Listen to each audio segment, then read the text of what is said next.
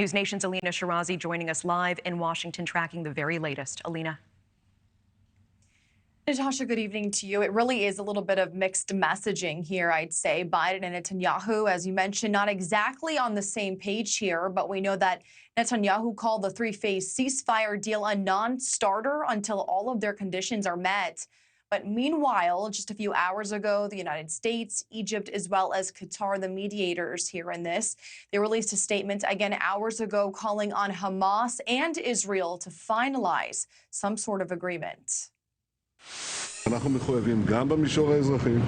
Prime Minister Benjamin Netanyahu pushing back against President Biden's announcement Friday of an Israeli proposed ceasefire plan. Netanyahu's office releasing a statement today saying there would be no permanent ceasefire deal until they meet all of Israel's demands and Hamas is completely destroyed, saying Israel's conditions for ending the war have not changed. The destruction of Hamas military and governing capabilities, the freeing of all hostages, and ensuring that Gaza no longer poses a threat to Israel. Israel will continue to insist these conditions are met before a permanent ceasefire is put in place. Look, folks.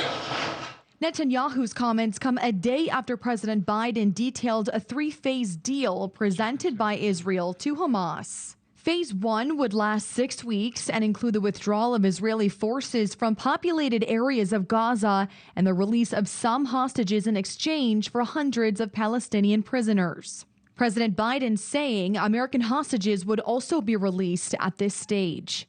Phase 2 would allow for the exchange of all remaining living hostages, including male soldiers. As long as Hamas lives up to their end of the bargain, the temporary ceasefire would then become permanent. Phase 3 would include a major reconstruction plan for Gaza. Any final remains of hostages would then be returned to the rightful families. The people of Israel should know they can make this offer without any further risk to their own security because they've devastated Hamas forces over the past 8 months.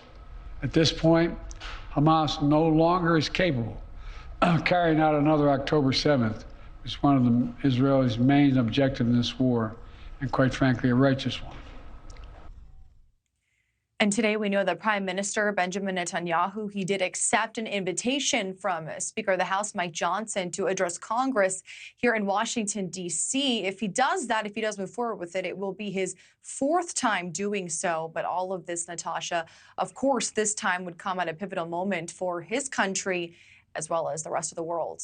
Thank you for watching. Go to newsnationnow.com to find NewsNation on your television provider. And don't forget to click the red subscribe button below to get more of NewsNation's fact-driven, unbiased coverage.